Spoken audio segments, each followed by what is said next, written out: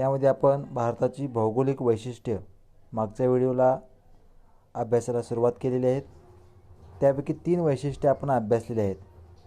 पहिलं वैशिष्ट्य आपण अभ्यासलं हिमालय, दुसरं वैशिष्ट्य अभ्यासलं आपण सिंधू, गंगा, ब्रह्मपुत्रा नद्यांचा मैदानी प्रदेश आणि तिसरं वैशिष्ट्य आपण अभ्यासलं थरचे वाळवंट. आज आपण भारतीय इतिहासाचे 4थे वैशिष्ट्य दख्खनचे पठार. चला तर मग सुरुवात करूया. एका बाजूस पूर्व किनारा आणि दुसऱ्या बाजूस पश्चिम किनारा यामध्ये असलेला भारताचा भूप्रदेश दक्षिणेकडे निमुळता होत जातो.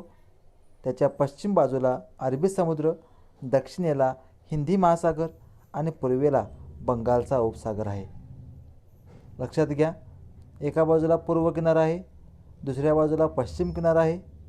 यामध्ये जो भूप्रदेश दक्षिणेकडं लहान लहान होत निमुळता टोकदार असा होत गेलेला आहे, तो भाग म्हणजेच दख्खनचे पठार आहे. आपण नकाशामध्येच पाहूया. या ठिकाणी भारताचा प्राकृत नकाशा जर बघितला तर तुमच्या लक्षामध्ये येईल की एका बाजूला पश्चिम किनारपट्टी ही आपल्याला या ठिकाणी पाहायला मिळते, अरबी समुद्र, पूर्वेला बंगालचा उपसागर, पूर्व किनारपट्टी आणि दक्षिणेला हिंदी महासागर. या ठिकाणी टोकदार असा भाग बनलेला आपल्याला पाहायला मिळतो. हा भाग म्हणजेच हे दख्खनचे पठार आहे. तपकिरी रंगामध्ये रंगवलेला तुम्ही पाहू शकता. या ठिकाणी यालाच दख्खनचे पठार असं म्हटलं जातं.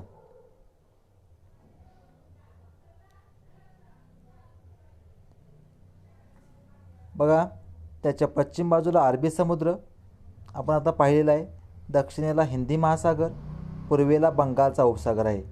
3 बाजूनी पाण्याने वेढलेला हा भूभाग समुद्रात घुसलेल्या एखाद्या त्रिकोणी सुळक्यासारखा दिसतो.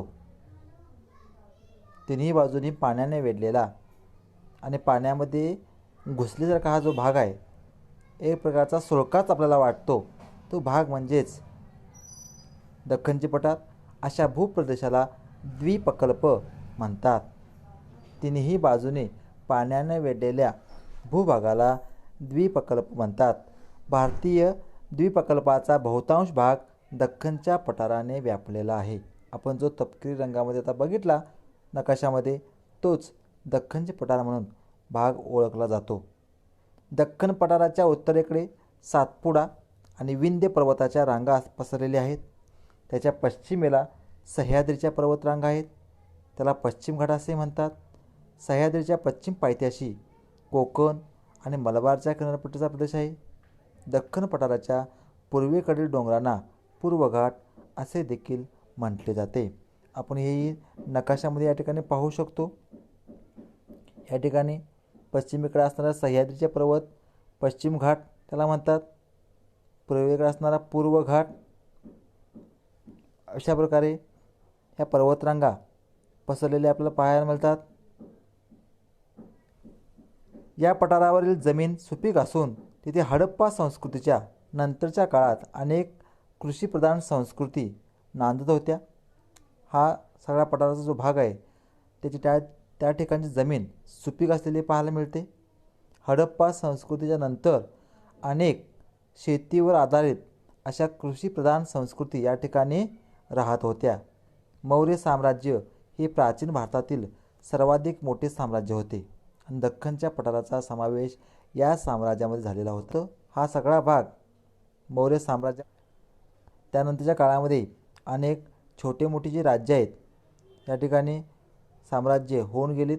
मौर्य साम्राज्य सम्राट अशोक या राजानं या ठिकाणीच मोठं केलेलं आपण त्या ठिकाणी इतिहासामध्ये पाहू शकतो.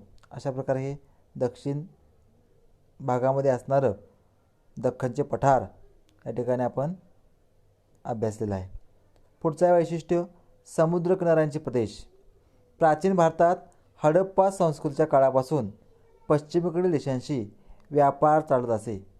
हा व्यापार सागरी मार्गाने केला जाई. त्यामुळे भारतातील समुद्रकिनाऱ्यावरील बंदरांतून परदेशातील संस्कृतींशी आणि लोकांशी भारताचा संपर्क आणि देवाणघेवाण होत असे. नंतरच्या काळात खुष्कीच्या मार्गानेही म्हणजेच जमिनीवरून व्यापार आणि दळणवळण सुरू झाले, तरीही सागरी मार्गाचे महत्त्व कायम राहिले. बघा, प्राचीन भारतामध्ये हडप्पा संस्कृतीच्या काळापासून पश्चिमेकडील देशांशी व्यापार माल आहे तो सागरी मार्गानंच पाठवला जायचा. त्यामुळे भारतातील समुद्रकिनाऱ्यांच्यावरील बंदरातून परदेशातील संस्कृतीशी लोकांशी भारताचा संपर्क त्या ठिकाणी होऊ लागला. या ठिकाणी आपण अभ्यास शकतोय. हा जो निळ्या रंगामध्ये रंगवलेला जो भाग आहे तो संपूर्ण समुद्राचा भाग आहे आणि या समुद्राच्या मार्गातूनच या ठिकाणी अरबी समुद्र असेल, बंगालचा उपसागर असेल, हिंदी महासागर असेल, या समुद्राच्या मार्गातून मोठ्या प्रमाणात प्राचीन भारताच्या काळापासूनच माल किंवा वस्तू भारतामधून अनेक बाहेरच्या देशांच्यामध्ये पाठवल्या जायच्या. या ठिकाणी समुद्रकिनाऱ्यांच्यावरील जी बंदरं आहेत त्यांचे परदेशातील संस्कृतींशी आणि लोकांशी त्या ठिकाणी संपर्क आणि देवाणघेवाण होत असे. नंतरच्या काळात खुष्कीचा मार्ग म्हणजे जमिनीवरच्या मार्गावरून देखील मोठ्या प्रमाणात व्यापार आणि दळणवळण सुरू झाले, तरीही सागरी मार्गाचं महत्त्व आज देखील कायम असलेलं आपण पाहतो आहोत. पुढलं आणि शेवटचं वैशिष्ट्य आहे समुद्रातील बेटे. अंदमान आणि निकोबार ही बंगालच्या उपसागरातील भारतीय बेटे आहेत. तसेच लक्षद्वीप हा भारतीय बेटांचा समूह अरबी समुद्रामध्ये आहे. बघा, अंदमान आणि निकोबार बेटे तुम्ही या ठिकाणी नकाशामध्ये पाहू शकताय. अरबी समुद्रामध्ये असणारं हे लक्षद्वीप बेट आणि बंगालच्या उपसागरामध्ये असणारं अंदमान आणि निकोबार बेटे. तुम्ही जर नकाशाचं बारकाईनं पुस्तक घेऊन अभ्यास केला तर तुमचे सगळे जे भाग आहेत ते तुमच्या लक्षामध्ये येतील. प्राचीन काळच्या समुद्री व्यापारात या बेटांचे स्थान महत्त्वाचे असावे. Periplus of the Erythraean Sea या पुस्तकामध्ये, म्हणजे ज्याला तांबड्या समुद्राची माहिती पुस्तक म्हणतात, या पुस्तकात भारतीय बेटांचा उल्लेख आहे. हे पुस्तक एका अनामिक म्हणजे त्याचं नाव माहीत नाही अशा एका ग्रीक खलाशानं, समुद्रामार्गे प्रवास करणाऱ्या खलाशानं लिहिलेलं आहे असं म्हटलं जातं.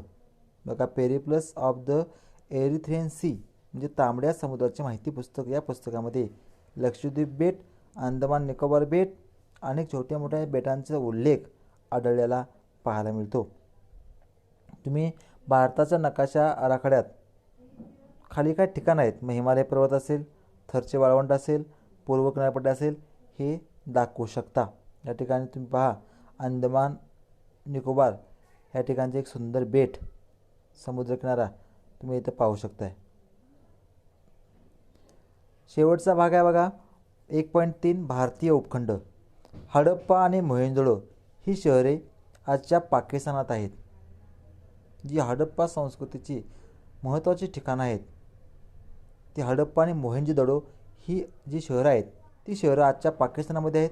अफगाणिस्तान, पाकिस्तान, नेपाळ, भूटान, बांगलादेश, श्रीलंका आणि आपला भारत देश मिळून तयार होणारा जो भूभाग आहे त्याला दक्षिण आशिया अशा या नावानं ओळखलं जातं. बघा, दक्षिण आशियामधील देश कोणते तर अफगाणिस्तान, पाकिस्तान, नेपाळ, भूटान, बांगलादेश, श्रीलंका आणि आपला भारत देश मिळून जो भूभाग बनतो त्याला आशिया खंडाचा दक्षिण भाग असं म्हणतात.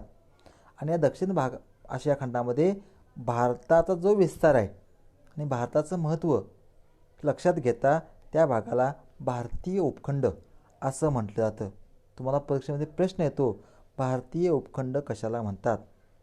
त्याचं उत्तर कुठून लिहायचं आहे की अफगाणिस्तान, पाकिस्तान, नेपाळ, भूटान, बांगलादेश, श्रीलंका आणि आपला देश मिळून तयार होणारा भूभाग म्हणजे दक्षिण आशिया. आणि याच भूभागातील भारत देशाचा विस्तार आणि महत्त्व लक्षात घेऊन या प्रदेशाला भारतीय उपखंड असं म्हणतात. हडप्पा संस्कृतीचा विस्तार प्रामुख्याने भारतीय उपखंडाच्या वायव्य भागामध्ये झालेला होता.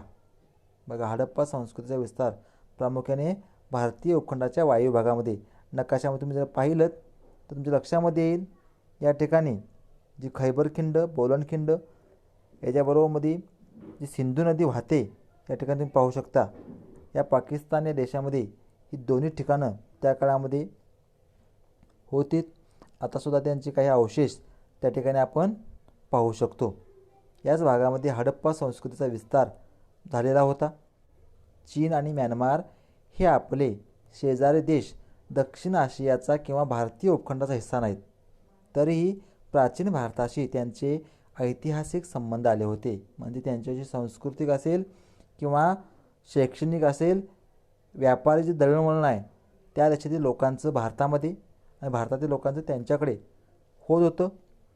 प्राचीन भारताच्या इतिहासाच्या अभ्यासात त्यांचे महत्त्वाचे स्थान आहे आणि प्राचीन भारताचा अभ्यास करताना त्यांचा देखील अभ्यास करणं अत्यंत महत्त्वाचं आहे. अशा पद्धतीनं हा पाठ या ठिकाणी संपलेला आहे. या ठिकाणी या पाठाचा जो स्वाध्याय आहे, खालील प्रश्नांची प्रत्येकी एका वाक्यामध्ये उत्तर लिहा असेल. दुसरा प्रश्न आहे खालील प्रश्नांची थोडक्यात उत्तर लिहा, कारणे लिहा. चौथा आहे डोंगराळ प्रदेश आणि मैदानी भाग यांच्या लोकजनावातील फरक स्पष्ट करा. पाचवा प्रश्न